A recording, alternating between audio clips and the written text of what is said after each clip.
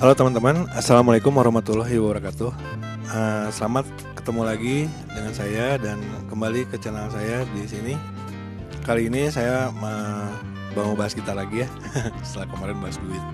Saya mau bagi-bagi tips tentang tips singkat membeli gitar listrik bagi pemula. Kalau kalian misalnya baru main gitar atau mau jadi anak band gitu ya, atau punya saudara atau punya anak atau punya adik yang mau jadi anak band gitu, jadi pemain gitar.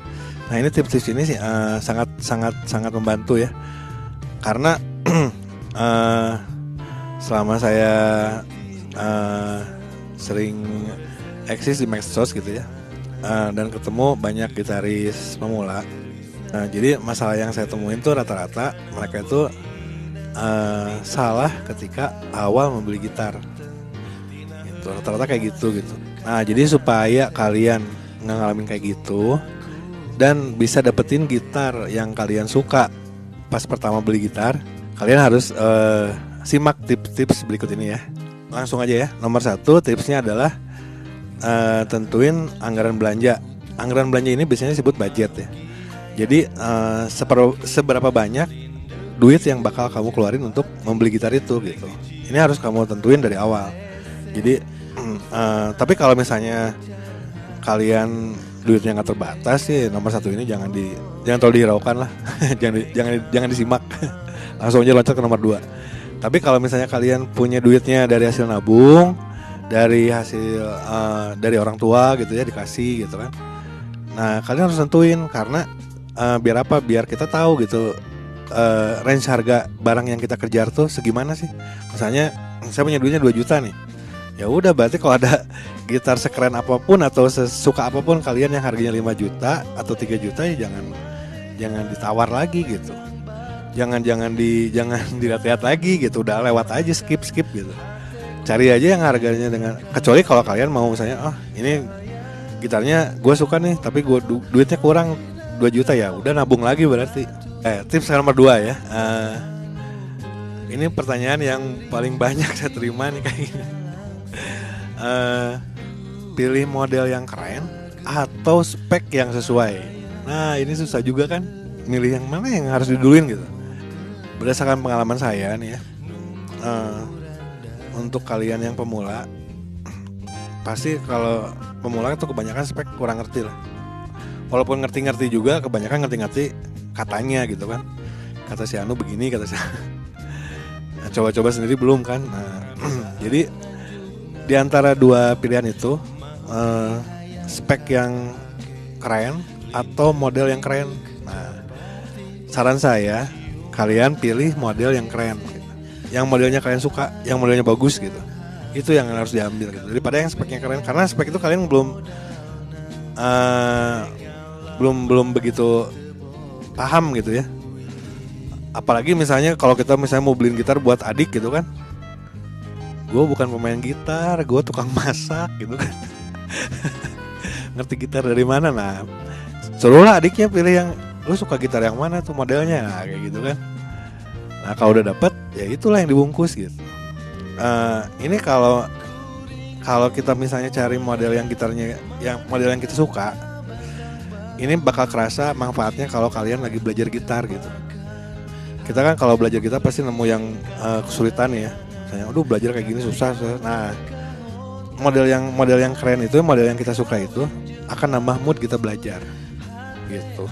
Bayangkan kalau misalnya kita lagi belajar nih, duh udah susah gitu kan, model gitarnya kayak gitu. Udah jadi alasan pastilah. Nah, gitu.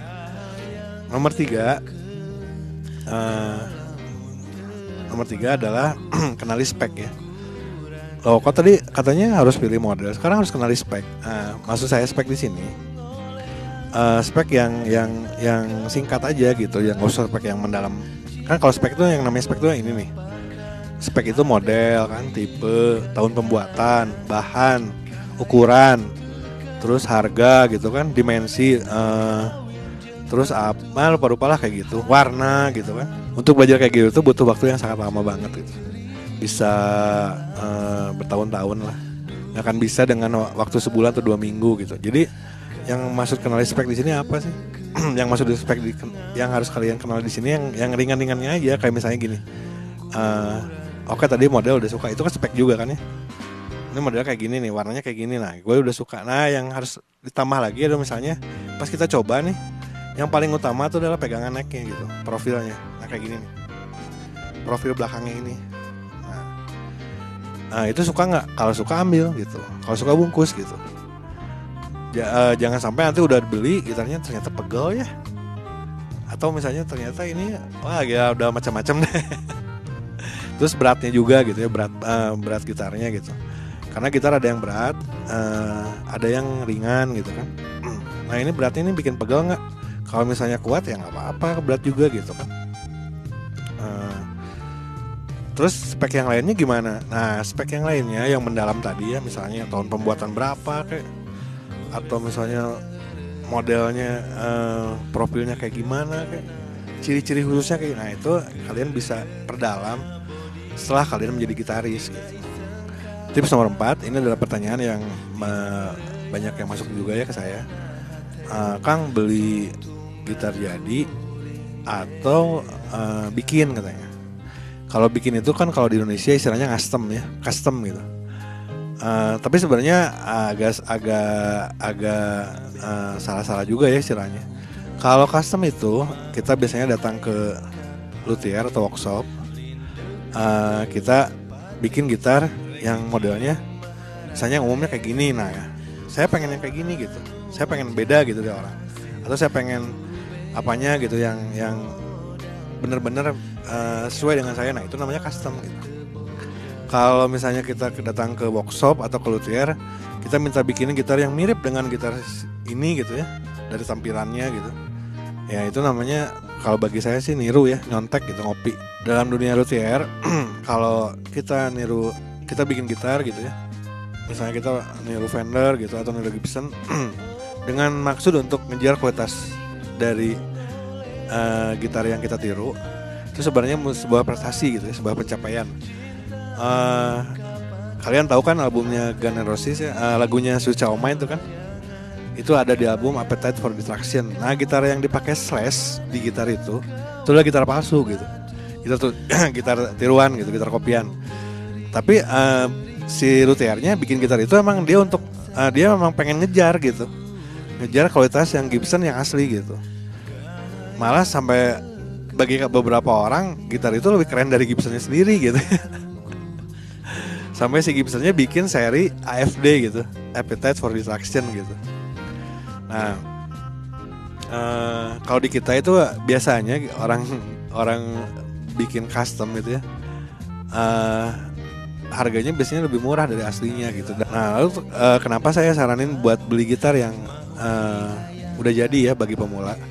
Karena kalau gitar udah jadi, yang udah jadi gitu, misalnya bisa beli gitarnya di temen atau di toko gitu ya, kita atau di luthier juga udah ada yang udah jadi kan. Nah kita bisa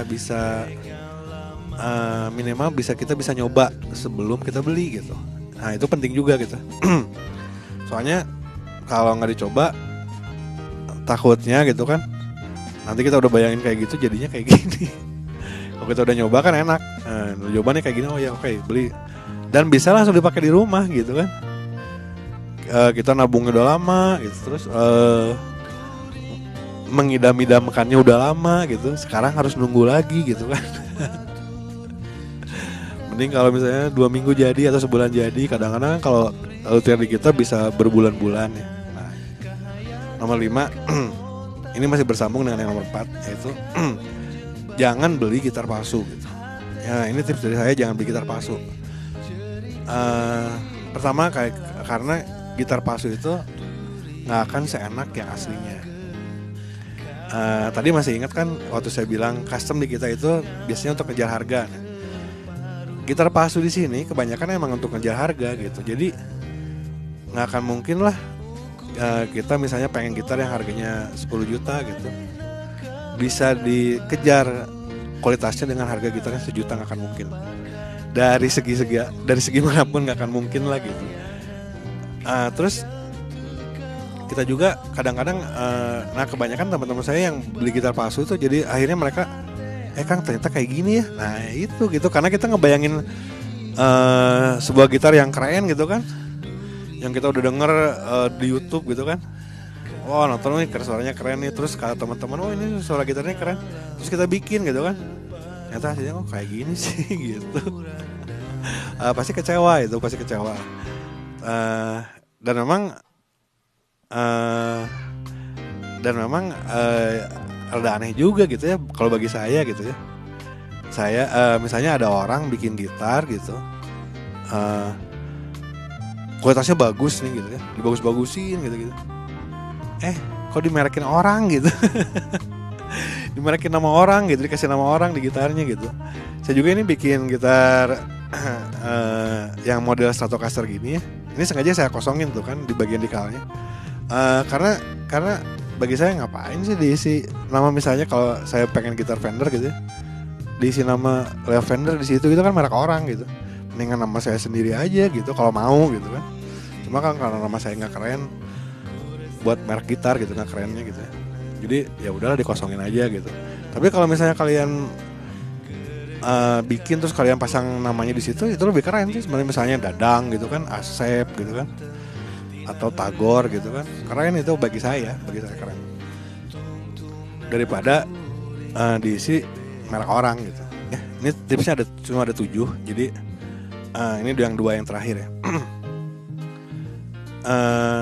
Nomor 6 adalah kalian harus bikin riset. Jadi ini kan gitar tuh barang yang nilainya bukan sedikit ya.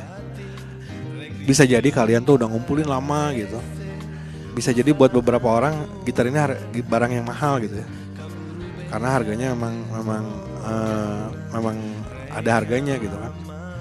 Jadi jangan sampai kita itu kejeblos gitu lah. Kalau beli gitar kejeblos, aduh ternyata dapat yang, apalagi misalnya dapat yang palsu gitu kan, kita bayarnya pakai harganya harga yang asli. Wah udah jangan sampai. Nah jadi kalian harus bikin riset gitu. Ini gue udah punya duit segini, terus gue pengen gitar yang kayak gini gitu kan. Ini yang jualnya di mana aja nih?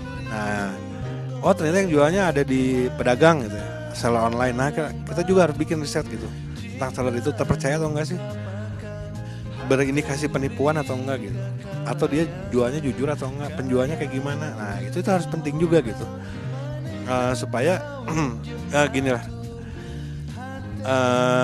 singkatnya gitu ya, membeli barang itu adalah sebuah skill gitu. Pintar dalam membeli barang itu adalah sebuah skill gitu. Jadi perdalamanlah skill itu supaya ketika kita dapat sebuah barang ya, kalau di sini gitar gitu kan, kita puas gitu karena kita bisa dapetin barang yang sesuai dengan apa yang kita keluarin ya, kalau harga dari masalah uangnya, terus dari modelnya kita suka, dari kegunaannya juga sangat bermanfaat buat kita gitu. Nah itu. Yang terakhir, tips terakhir ini paling penting banget ya.